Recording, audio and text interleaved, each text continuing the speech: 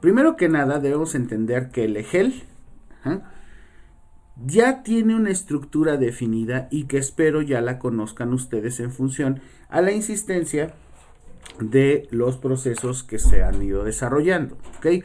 Está un área que tiene que ver con la investigación, está un área que tiene que ver con la intervención y está un área que tiene que ver con el desarrollo de procesos y conocimientos generales de la licenciatura. ¿Ok?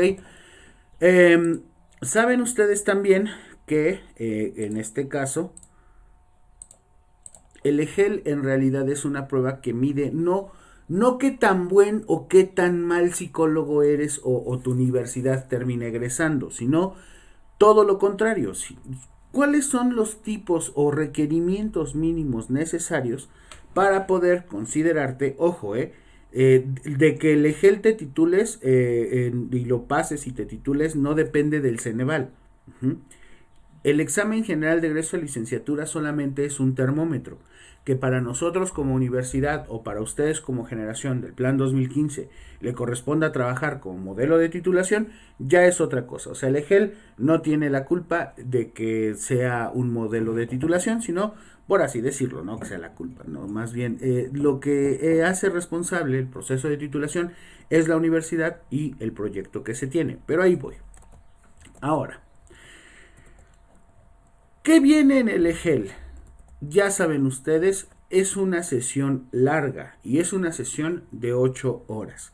4 horas para un bloque, unas horas de descanso y luego otra vez otras 4 horas. ¿Estamos de acuerdo? Y aquí es en donde yo les preguntaría a las personas que ya lo hicieron, ¿qué es lo que hacemos las primeras horas o qué fue lo que ustedes hicieron las primeras horas del examen? ¿Cómo llegan así animados? Todos los aprenden en su máquina. La ventaja es que también ahora pues es en casa, ¿no? Y digo ventaja, ahorita les voy a explicar por qué. Venga, ¿quién me quiere decir?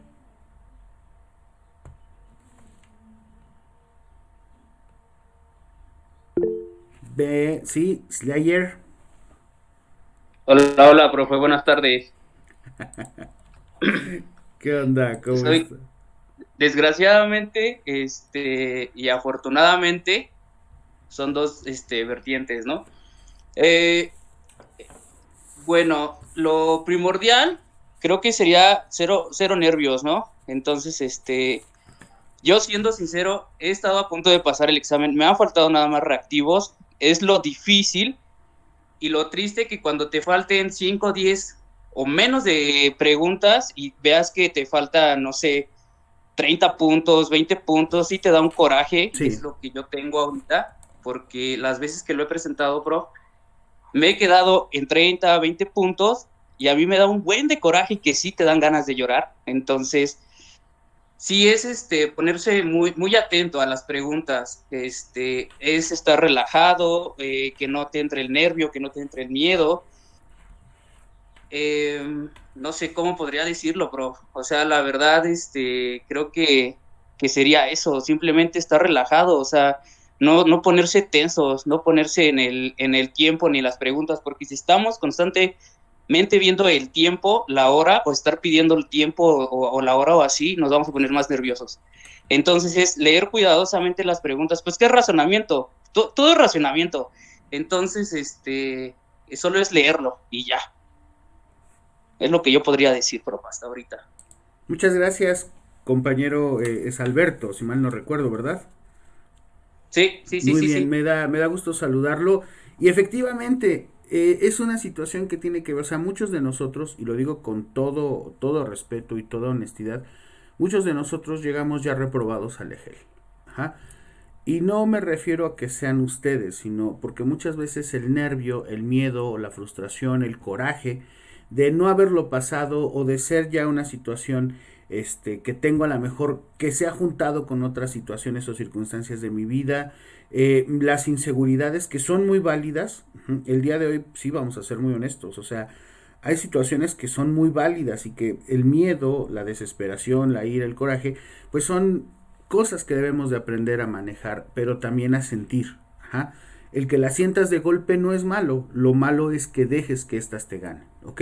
Muchas gracias, Alberto, y no se preocupe, yo estoy seguro y confío que esta es la buena, ¿vale?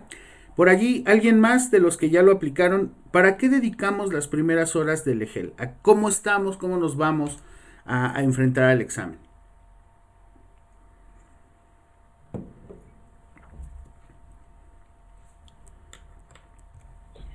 Buenas tardes, profe. Pues Hola, más que nada, Jamie. pues sí, como dice mi compañero, es pues no ponerse nervioso y pues ir con toda la confianza. Pues si has estudiado, pues se va a ver reflejado, ¿no? La primera ocasión me pasó algo así como de que no había estudiado y pues me lancé así, ¿no?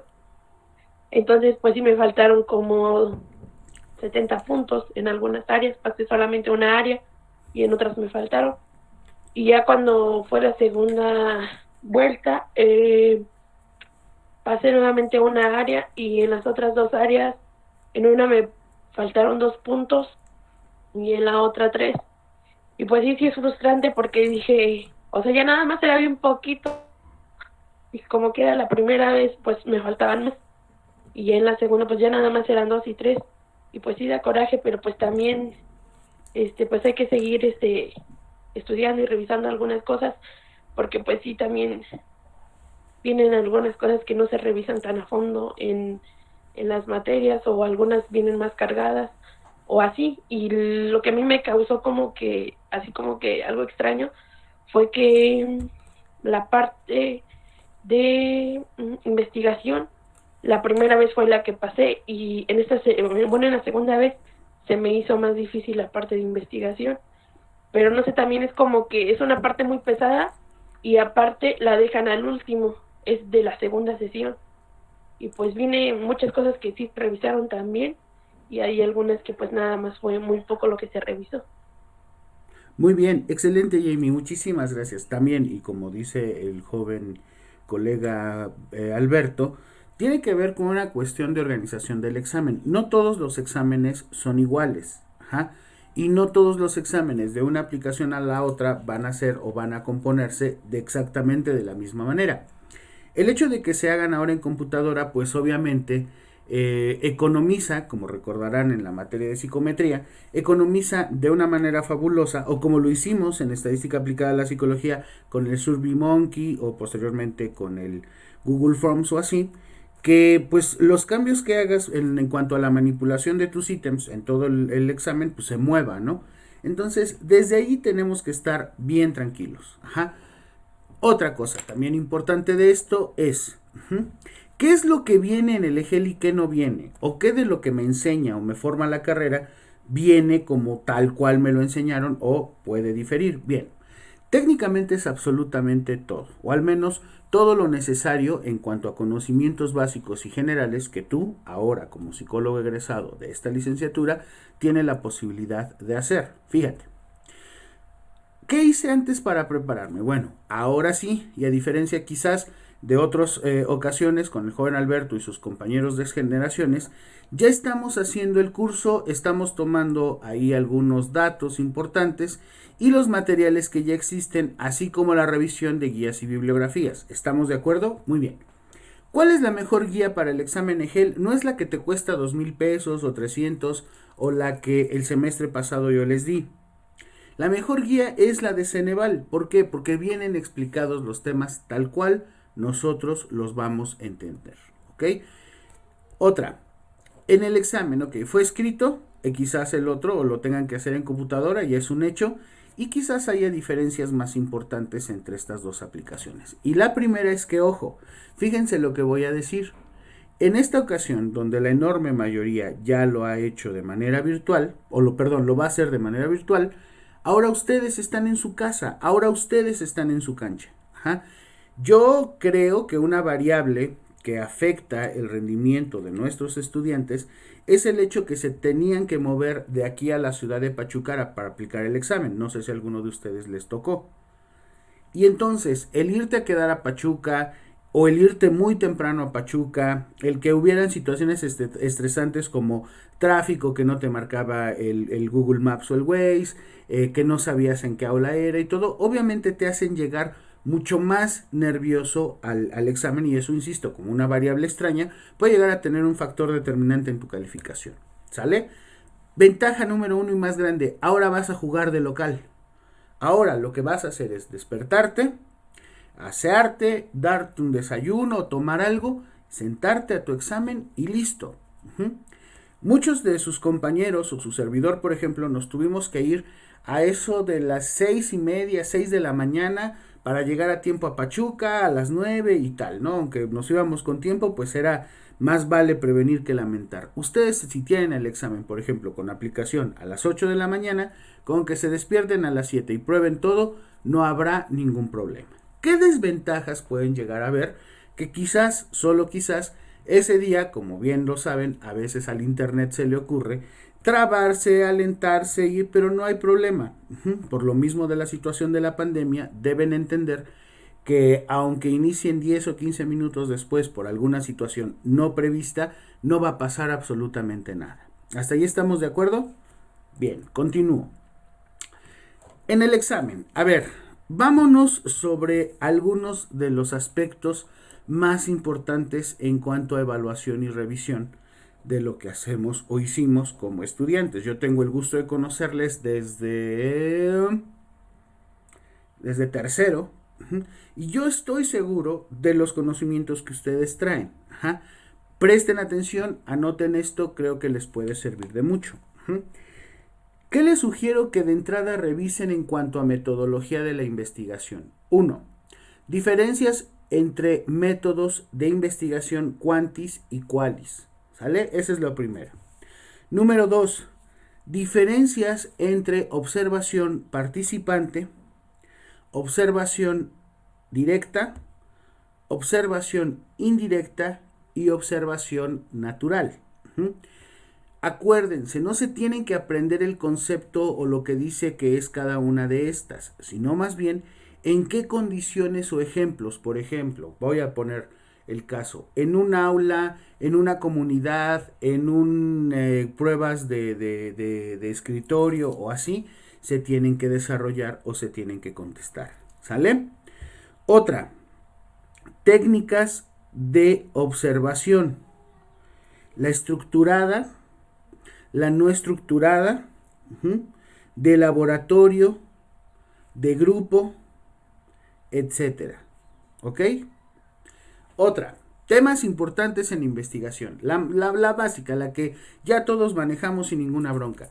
¿Cuál es la diferencia entre variables dependientes y variables independientes? Bien sencillo. La dependiente, literal, depende de la independiente. Hay una relación causa-efecto. La independiente que podemos controlar son las causas y la dependiente que no podemos controlar son los efectos. Para que ustedes lo recuerden, es el ejemplo clásico que yo les ponía y que hicimos en estadística, si mal no recuerdo. Si yo agarro un grupo de alumnos y los pongo a estudiar de 6 de la tarde a 8 de la noche de lunes a viernes, ¿qué es lo que yo esperaría que sucediera con ese grupo de alumnos que estudian de lunes a viernes de 6 a 8 de la noche sus apuntes, sus notas o las presentaciones de las materias que cursan? ¿Qué pasará con sus exámenes? ¿O qué es lo que yo esperaría que pase con sus exámenes? ¿Un mejor resultado? Un mejor resultado en el examen, correcto. Por lo tanto, la causa que yo puedo controlar, que es obligarles o ponerles a estudiar para el examen, tendría como resultado una mejor calificación. Fíjate, ahí opera la variable. A mayor número de horas, mejor calificación. Y las dos variables aumentan en su conjunto. A mayor número de horas de estudio, mayor calificación. A menor horas de estudio, menor calificación. Hay una relación directa, fuerte, entre esas dos variables. ¿Ok? Técnicas para recabar información o técnicas para recaudación de datos. La primera, la escala aditiva de tipo Likert. ¿Qué les puedo decir? Sé que allí no hay nada que tenga o deba de enseñarles, porque esa la utilizamos muchísimo. Sabemos que trabaja con escalas de datos que pueden ser en números nones principalmente para quedarnos siempre con un valor medio. Se tiene que hacer en función a una escala de actitud, o sea, una medición de las actitudes y sobre todo, bueno, los tipos de momentos con los que se puede trabajar, la escala aditiva de tipo Likert. Número 2, Escalograma de Goodman. ¿Cuál es la diferencia más grande entre la escala Likert y el escalograma de Goodman? Que el escalograma de Goodman es dicotómico. ¿Sale? Cuestiones de fiabilidad o confiabilidad en este tipo de escalas. Para la escala aditiva de tipo Likert, escalas de diferencial semántico de Osgood, podemos utilizar el coeficiente de Cronbach, Lie-Cronbach, ¿cierto? Y que, por si ustedes no lo recuerdan, ese coeficiente de confiabilidad nosotros lo podemos obtener de varias maneras. ¿Ok? Lo primero que tendremos que hacer para conocer el nivel o la fuerza de confiabilidad de un instrumento tendría que ser primero aquí está. Tendría que ser primero cuántos ítems lo componen y las varianzas de esos ítems, ¿cierto? Pero como ustedes ya han tenido experiencia con esto, si yo quiero conocer el coeficiente de confiabilidad de un instrumento, como va a aparecer ahorita, ahí está, me tengo que ir a analizar, escala, análisis de fiabilidad, seleccionar todos mis ítems y asegurarme, ojo, de que el coeficiente se encuentre en un nivel entre 0.75 a 1. ¿Por qué? Porque entre más se acerque el 1, el coeficiente de Cronbach, de alfa de Cronbach, más confiable es mi instrumento. ¿Hasta ahí estamos de acuerdo? ¿Sí? ¿Lo recordamos? No sea malito, prof. ¿Me lo puede repetir otra vez, por favor? Claro que sí. Nosotros queremos conocer la confiabilidad de una escala Likert. Utilizamos el coeficiente de alfa de Cronbach. Entre más se acerca al 1, al ser un coeficiente, más confiable es nuestro instrumento. Entonces, a ver, pregunta, jóvenes. Este instrumento que tengo aquí tiene una confiabilidad de 0.887. ¿Es confiable? Sí, no, ¿por qué?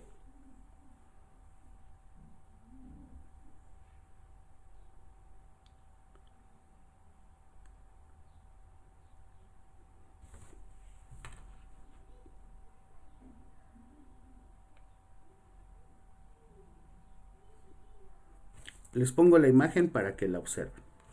Con base a mi resultado de aplicación de escala de confiabilidad de Cronbach, me sale en 0.887. ¿Mi instrumento es confiable?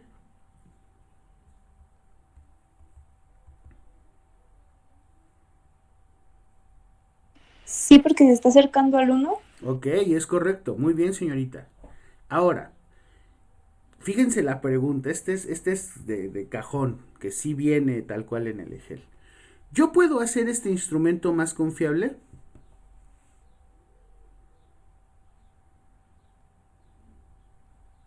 O sea, ¿yo puedo hacer que este instrumento aumente el coeficiente de confiabilidad en alfa de Cronbach? Y la respuesta es sí. ¿Cómo lo hago? Me voy otra vez a analizar, escala, análisis de fiabilidad, y aquí en estadístico, acuérdense, yo marco escalas y se elimina el elemento. Le doy continuar, aceptar acá, y ahora me aparece esta tabla. ¿La recuerdan? Sí, profe. ¿Qué pasa con esta tabla? Digo, eso solamente es para saber qué es lo que está fallando. No se deben eliminar ítems para que a fuerzas nos aumente la confiabilidad casi hasta 1. Pero, por ejemplo, de estos ítems que tengo acá, considerando que es en 88.7 la confiabilidad que arroja el instrumento completo, ¿cuál es el que tendría yo que eliminar de los que están aquí para subirla más?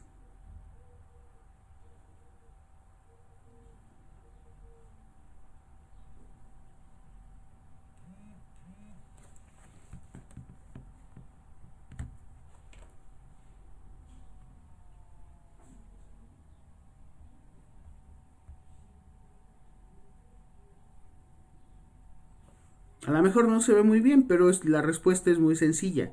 Pues aquellos que estén arriba de 88.7, o sea, este que está en 88.8, este que está en 88.91, 89.1 y así sucesivamente. Eso es lo único que yo tengo que hacer para conocer el aumento en confiabilidad de mi instrumento. ¿Estamos de acuerdo?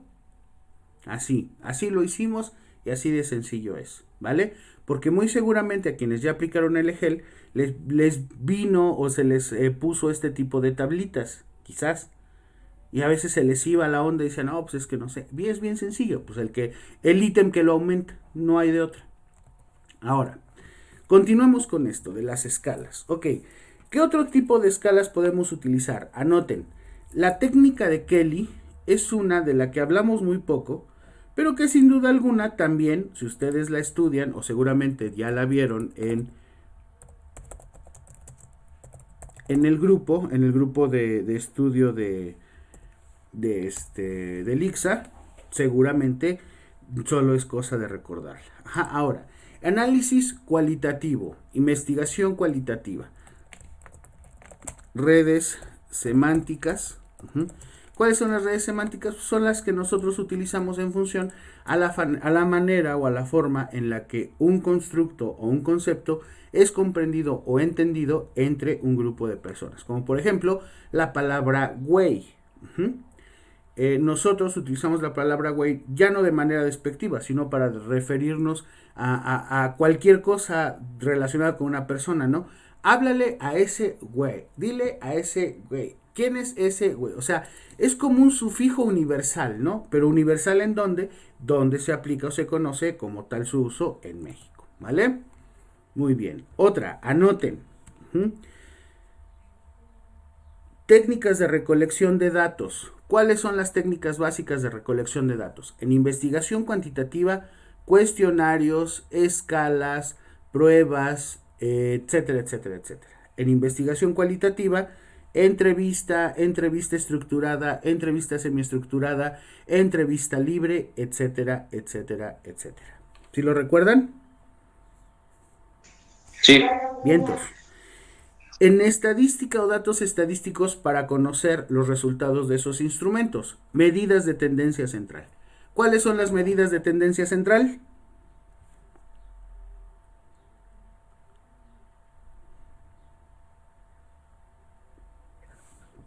Media, mediana, Media.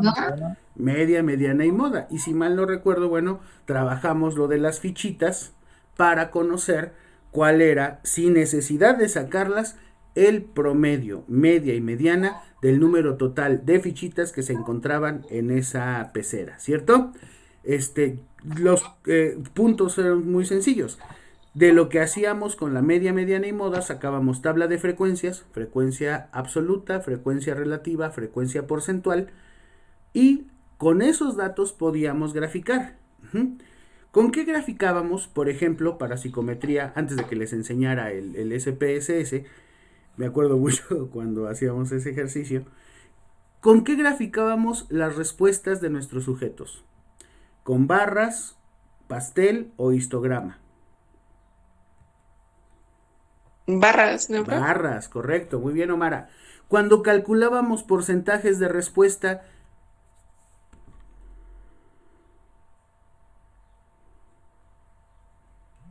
Pastel. claro, gráficas de pastel. Y cuando ya o teníamos o concentrábamos todo nuestro instrumento, ¿cuál era la que usábamos para calcular incluso la curva de normalidad dentro de nuestro instrumento?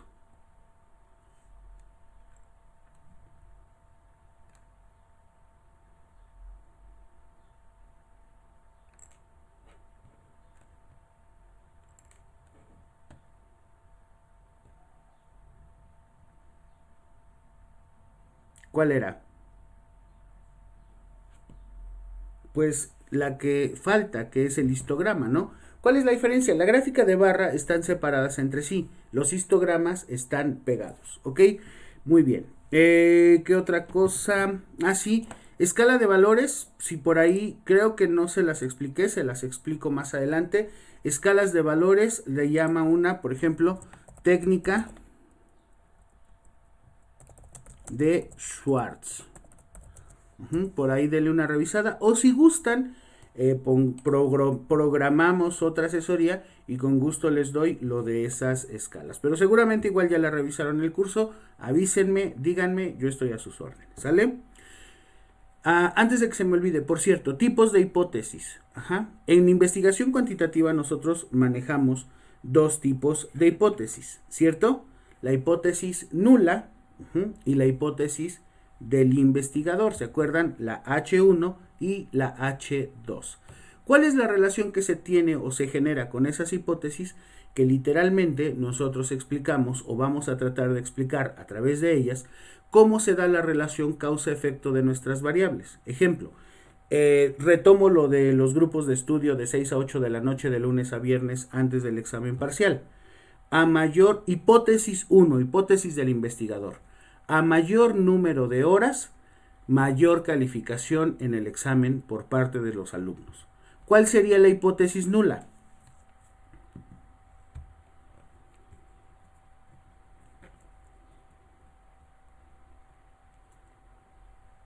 Era la inversa, ¿no, prof? Es la que la niega o niega la relación, ¿correcto, Omara? Ujú. A menor número de horas, mayor calificación, o viceversa. A mayor número de horas, menor calificación, o mayor calificación al menor número de horas. Correcto, es inversa. ¿Por qué? Porque acuérdense de algo con lo que a veces nos vamos con la finta. Nosotros no podemos comprobar hipótesis como tal. Lo explicábamos en estadística. Nosotros, sobre todo con este tipo de hipótesis, solo podemos, de acuerdo al nivel de alfa al 95 y con una significancia del 0.05 para abajo, podemos aceptar o rechazar las hipótesis, jamás comprobarlas, ¿vale? Luego, ¿qué más? Anoten. Puntuaciones estandarizadas. ¿Se acuerdan cuando trabajamos la TED Student? Y me acuerdo mucho del grupo de ustedes, de Omara, de las señoritas Carlas y de todo. Que algo bien bonito del estudio de TED Student, que para empezar era un seudónimo, fue que se hizo con Malta y sobre todo pues, trabajado en función a los estudios que se hicieron en una cervecería, específicamente en Irlanda, ¿ok? La puntuación TED Student nos marca medidas de relación, o sea, que tan bien o mal pueden estar relacionados dos variables o dos procesos. Si gustan, puedo dedicar toda una clase o unas horas a su explicación, pero de todos modos anótenla allí para que no se nos olvide. Puntuaciones estandarizadas. Burnout, eso también es importante que lo recuerden. Cómo se mide o se evalúa, qué es el burnout o las escalas de burnout. El grooming, de hecho lo voy a poner aquí también. Voy a poner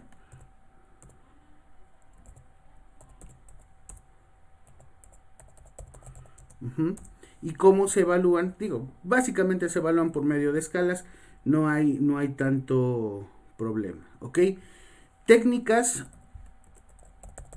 de control o autocontrol. Respiración torácica. Hola, Ana. Aquí estoy. El time out o el tiempo fuera. Esto aplica mucho con niños, ¿se acuerdan?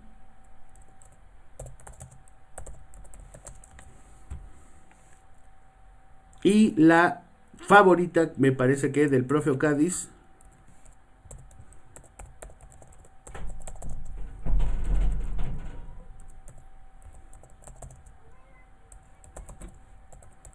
¿Sale? Anótenlos para que no se les vaya y de qué va cada una de ellas, ¿ok?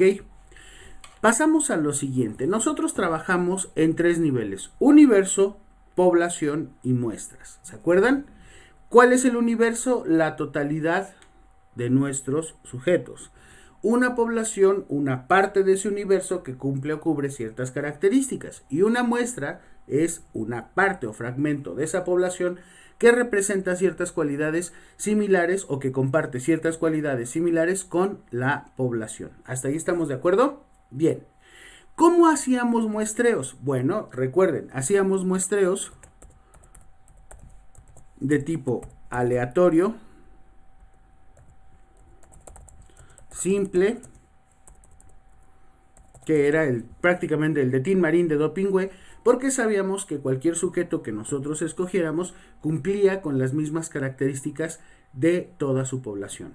el muestreo por conveniencia. Voy a agarrar a puros alumnos de Atotonilco. Voy a agarrar a puros alumnos de Tula. O sea, cuando hay una conveniencia para el investigador. Por ejemplo, si el profesor Abad quiere hacer un estudio de hábitos y formas de trabajo de los alumnos y elige a puros alumnos de promedios superiores al 9, pues obviamente hay una intencionalidad, ¿no? Eso es como lo hacemos. Teníamos el muestreo aleatorio simple, muestreo por conveniencia, etc. Y de este muestreo nosotros teníamos cierto tipo de instrumentos. ¿Se acuerdan que yo les di un Word en donde venía una serie de números, la de McDonald's, no sé si la recuerden, en donde vendía una serie de números y tú, básicamente haciendo una regla de 3, colocabas a un sujeto en una tómbola de números y conforme al número que te saliera por sujeto, le ibas a asignar ese valor a los 3 o 4 números finales. Bueno, esa es por tabla de contingencia de McDonald's y esa también nos puede ayudar a muestrear, ¿ok? Diseños de investigación, ok, es bien sencillo. ¿Cuántos diseños de investigación conocemos? Diseños exploratorios, diseños descriptivos, diseños correlacionales y diseños experimentales. Diseños exploratorios, cuando vamos a reconocer cómo se da o se presenta cierto fenómeno por primera vez en una población. Así como todos los que han hecho estudios en los alumnos de psicología del ESAT, el primero que lo hizo seguramente pues, se llevó el mote de diseño exploratorio, ¿cierto? Porque no había nada antes. El descriptivo es cuando vamos a describir la fuerza o la interacción de las variables. El correlacional es cuando ya buscamos relaciones causa-efecto y es donde generalmente utilizamos coeficientes como el de R de Pearson o el arrow de Spearman y también nuestros coeficientes viejos conocidos de nosotros, coeficiente de reproductibilidad, perdón, no es cierto, coeficiente de determinación, coeficiente de correlación y coeficiente de variación. ¿Se acuerdan? R de Pearson para calcular la influencia que hay de una variable sobre otra y la interacción que tienen estas con valores significativos. A elevar al cuadrado la R de Pearson nos da nuestro coeficiente de determinación. ¿En qué porcentaje el cuadrado de mi resultado obtenido del coeficiente de correlación puede determinar, insisto, en porcentaje, la fuerza en la interacción que tiene una variable sobre otra? ¿Ok? ¿Dudas, preguntas o aclaraciones hasta aquí?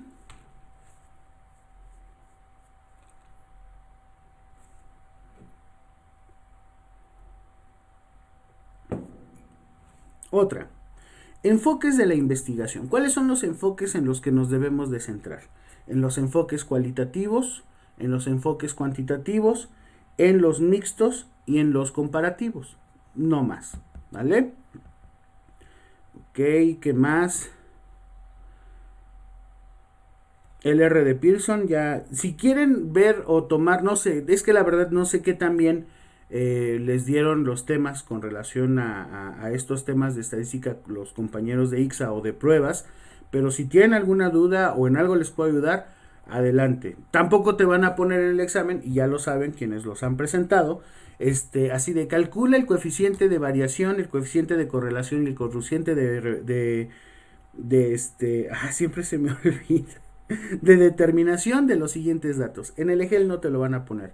Quizás la cuenta más difícil sea una mediana, una moda, pero de ahí en fuera, por eso te piden una calculadora normal, ni siquiera una científica.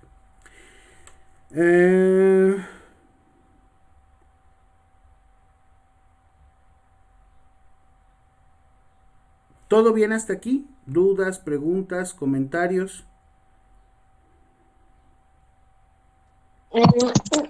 Yo, prof, tengo Venga. una duda en relación a la teoría, esta parte de, bueno, es que estoy revisando la guía, igual Ceneval, y al inicio de la guía aparece esta teoría como, no sé, de la filosofía, el existencialismo, el racionalismo.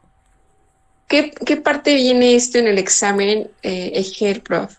Te soy honesto, de filosofía o de bases filosóficas es muy poco.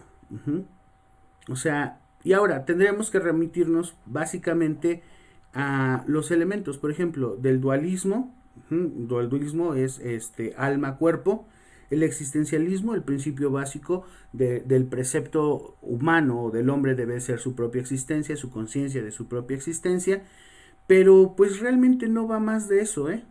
Digamos que esos son de los temas que si bien pueden llegar a venir, no son totalmente determinantes, ¿sale? Exacto, sí, en realidad no es algo que nos tenga que pesar mucho. Ajá.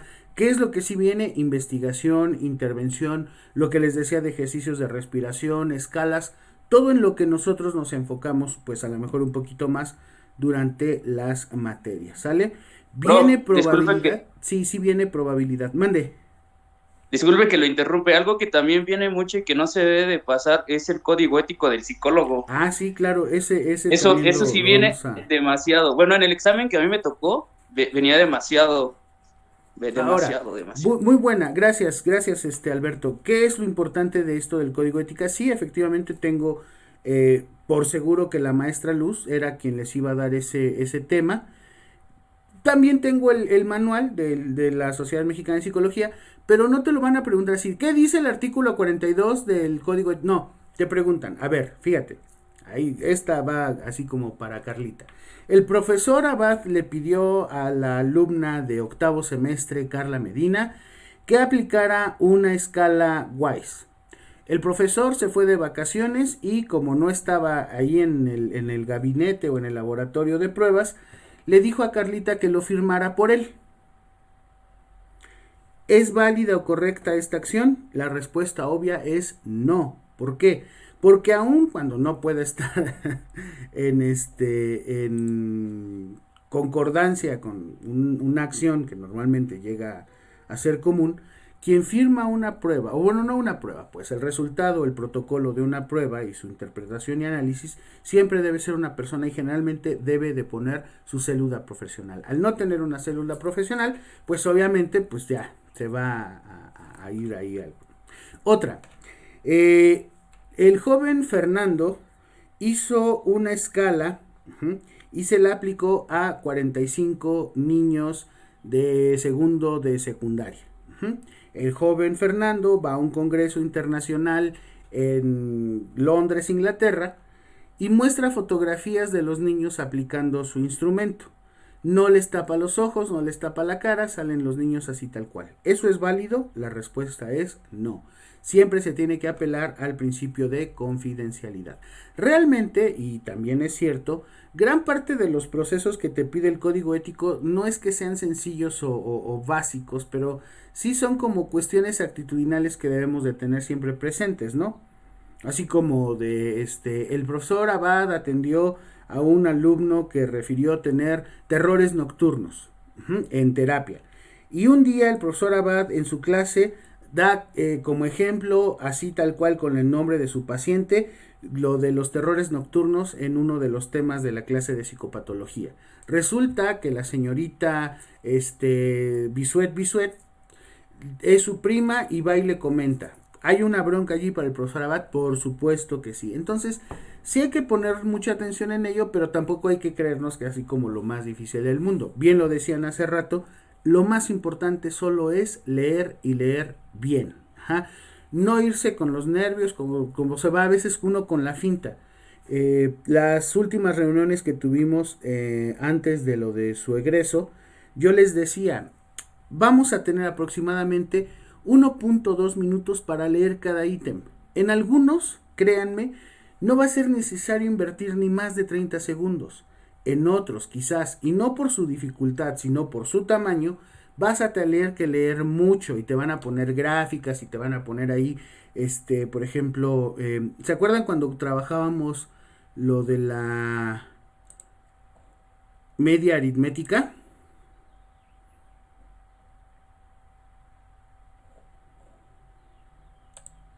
Espérenme, les estoy poniendo un Jamboard para que se acuerden.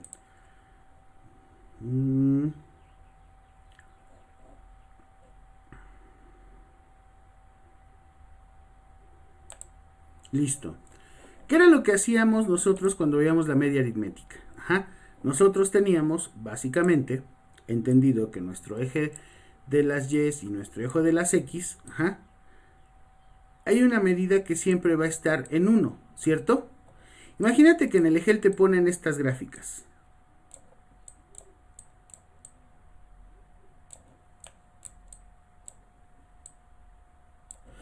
¿Cuál de estos 3 modelos te indican una media aritmética con una correlación perfecta?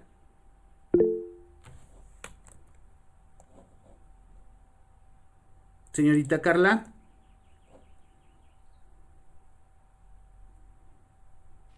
No, profe. Ah, Se ok. me fue. Bueno, ya que está usted aquí, ¿cuál de estas 4 gráficas nos representarían la media aritmética perfecta o correlación perfecta?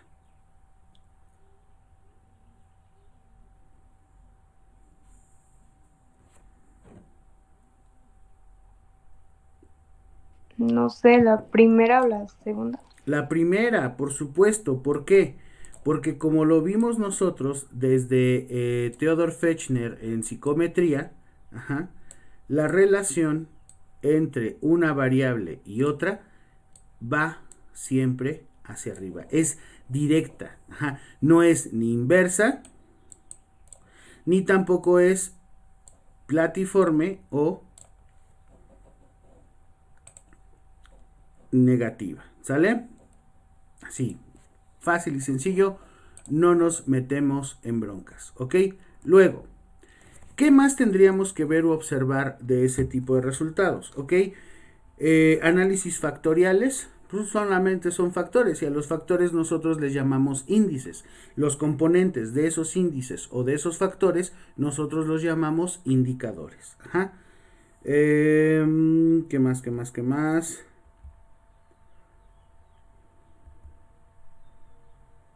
Bueno, me parece que ya es como suficiente hasta aquí. Estos son los temas generales. Yo les pido, ojo, investíguenlos con lo que ya les dieron en ICSA, compártanlos, comprueben que sí estamos hablando de lo mismo.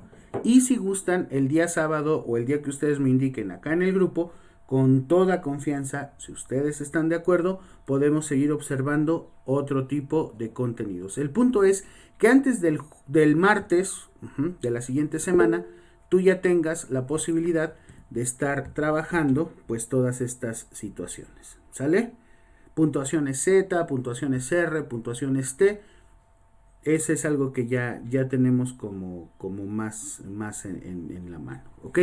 Me da mucho gusto saludarles. Les agradezco de verdad mucho su tiempo. Sé que algunos ya están desarrollando actividades laborales. Otros, por favor, les pido que si tienen el tiempo, avísenme y nos podemos